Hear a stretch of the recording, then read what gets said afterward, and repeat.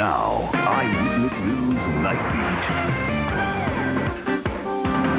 Good evening. You may soon be able to legally drive faster on Connecticut highways. And not only that, but pay less when you're caught driving too fast. The state legislature taking action tonight. NightBEAT reporter Dennis House is here with the story. Dennis? Al, just about an hour ago, the State House of Representatives voted 96-50 to raise the speed limit on Connecticut highways to 65 miles per hour, something most other states did long ago. And they also passed a bill that will lower the fines levied on those very expensive speeding tickets, which are among the costliest in the nation. The fastest a person can legally drive in Connecticut right now is 55. Get caught going any faster, and it could get you a very expensive ticket. I think it's a little bit high. Yeah. I think they were reasonable in the past, but today it seems like they're a little bit overboard. Tickets are not cheap. Up to 9 miles over the posted speed limit, and you'll be fined $93. 10 miles over, $100. The faster you go, the more you'll be fined. $133 for 15 miles over the limit. And if you're caught going 80 miles an hour, it'll really hurt. $239. Many drivers know how that feels. 198. What'd you think? Quite a lot. Quite a lot. It was $104. What'd you think? I thought it was outrageous. A lot of money. For the average person, that's a day's pay. But now the House has passed a bill that would lower fines by 25%. I unconsciously speed only and people are passing me on the road. I think the speed limit in many areas should be 70 like it is in other states. It won't be 70, but the House has also voted to raise the speed limit from 55 to 65. A big step that would bring Connecticut up to speed, so to speak, with every state in the country except for New Jersey and Hawaii. Proponents of raising the speed limit have long argued that no one drives 55 anyway, and even some lawmakers today conceded they break the law and speed too. Now, opponents say the higher limit would lead to more crashes and deaths. As for the fines, this issue came up after state troopers said they really felt terrible having to give such expensive tickets to speeders. Both of these bills now go on to the Senate. And of course, we'll let everybody know about final action. Sure will. Thanks, Dennis. Also at the Capitol tonight, Governor Rowland signed a couple of bills designed to offer more protection for whistleblowers. One will take effect in October. It gives employees of quasi-public agencies the same protection that other state employees have when making complaints about their workplaces. Another, taking effect today, sets up rules to protect the interests of whistleblowers who make complaints against utility companies. In the Alex Kelly rape retrial, a complaint after an apparent incident in a courthouse men's room. Kelly complaining that his accuser's husband had made a threatening remark or gesture toward him, but the judge decided not to hold a hearing on the complaint, and the husband denies threatening Kelly in any way. On the witness stand today, forensics expert Dr. Henry Lee. His testimony supports what Kelly's accuser has said, Lee testifying that a bloodstain shows she'd been near the tailgate of the Jeep when the alleged attack took place. Keep it on 3 for continuing coverage of the Kelly retrial. A major bite out of crime in Connecticut last year. Crime in Hartford went down 20% to a 10-year low. Murders dropped from 57 in 1994 to 36 in 1995. The decline follows a trend of decreasing crime in big cities across the country. Bridgeport was the only major city in Connecticut to report an increase. New budgets tonight for 2 of the state's largest cities win unanimous approval. In Hartford, it's a $406 million spending plan, but that's $8 million less than last year, even though more money is earmarked for education, for roads, and police and fire protection. New Haven's budget totals $305.6 million. It provides funding for major school construction projects, as well as improvements in the city's parks and expanded operating hours for the public library. It is round 2 for Six Flags. Tonight in a public hearing, the North Stonington Zoning Commission is asking company officials about their plan for a new theme park. The location isn't far from other southeast Connecticut tourist spots, and that's where we find NightBEAT reporter Kathy Moss standing by live. Kathy.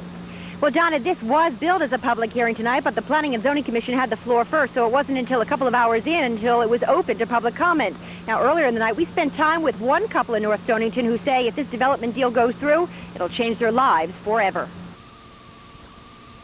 We'll have the service entrance right across the road where the employees will be coming in and out, and service delivery trucks.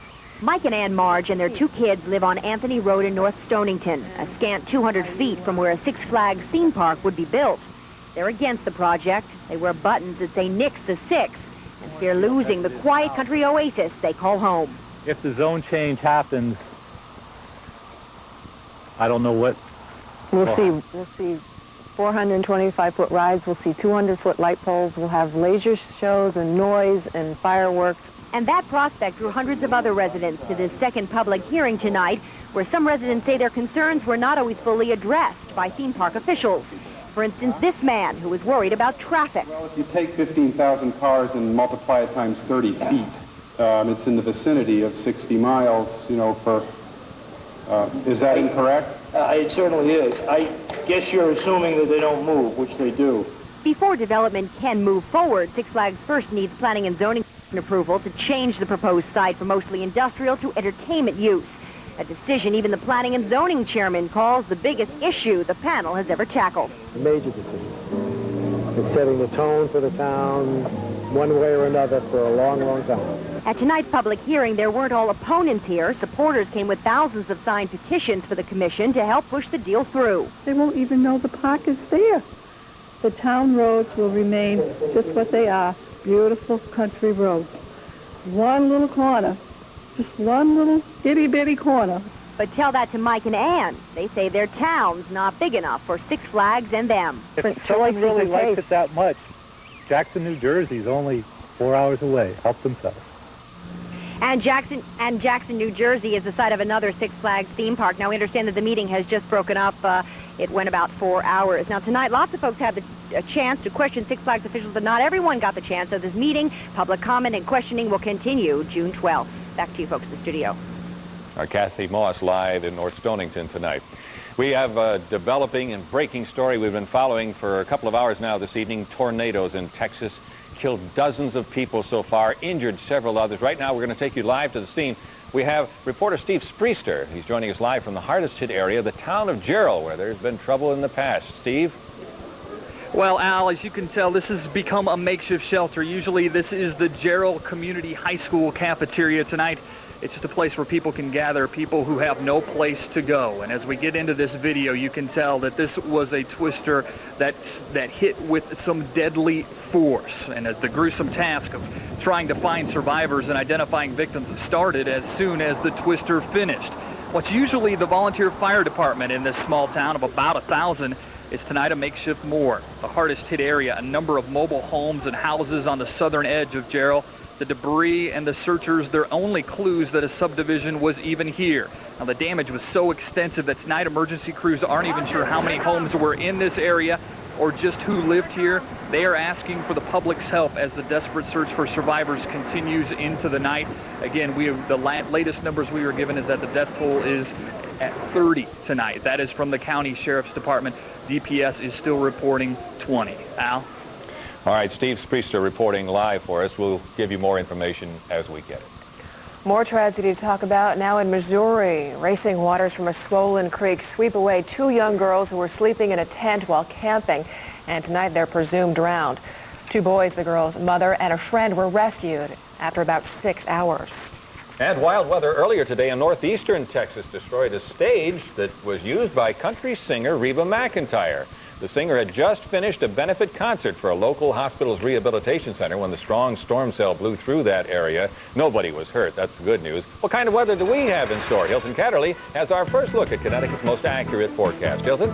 Well, Donna, we have unseasonably cold weather tonight. Overnight lows 37 to 43. Could be a record for tomorrow morning. The existing record is 39. When you wake up, it'll be cold. Temperatures near 40 during the day. Readings rise into the 70s with mostly sunny skies, nearly clear by evening with temperatures near 70. Now, coming up in just a few minutes, we'll update you on where those killer storms that hit Texas are right now and have some thoughts on when we can expect some summer-like temperatures in southern New England. That's coming up in our full forecast shortly. See you in a bit. Thanks, Hilton. 2 teenage boys are rescued after being stranded for 3 nights on a snow-covered cliff over a waterfall. The boys may be wet and tired, but at least they're safe and sound tonight. Rescuers helped them rappel down the 80-foot cliff to safety. The boys had gone on an overnight hike, but apparently took a wrong turn and got stuck on that cliff. Also making news around America tonight, a close call at the beach. A man survived a shark attack thanks to some quick action by his girlfriend, who used dental floss to tie off blood vessels in his arm severed by the bite. The man was spearfishing in the Bahamas when the attack happened. Tonight he's in serious but stable condition. NBC sportscaster Marv Albert booked, fingerprinted, and photographed at his arraignment today. Albert saying nothing in court and standing silently while pushing past reporters with his fiancée and 4 adult children. A September 22nd trial date has been set. Albert was indicted last week on charges of biting a woman repeatedly and forcing her to perform oral sex in his hotel room in February. The Paula Jones sexual harassment suit against President Clinton could still end before it begins. Jones, who's keeping a low profile tonight, says she's considered settling the case, but any deal must include an apology. This after the Supreme Court unanimously rules Jones may pursue her claim while Clinton is still president. She's accused the president of asking her for oral sex while he was governor of Arkansas. Clinton denies it. The president's lawyer in the case says he expects to win in the end. Actress Pamela Anderson Lee comes out of court a winner. A movie company had sued the Baywatch star for $5 million, claiming she backed out of a steamy production. But the judge ruled the studio never had a valid contract with Lee to perform in the movie called Hello, She Lied. So it is not entitled to damages for her failure to perform. The role in the movie included nudity and simulated sex. Pilot Linda Finch's round-the-world flight is now on the home stretch. The pilot leaving Honolulu tonight on the last leg of her attempt to complete the route Amelia Earhart never finished. Finch plans to arrive in Oakland, California in less than 15 hours from now. Her plane is the same model Earhart used in her 1937 attempt to fly around the globe. Earhart and her navigator, Fred Noonan, disappeared without a trace. Really something. Everybody's been following this on the internet as well. Right.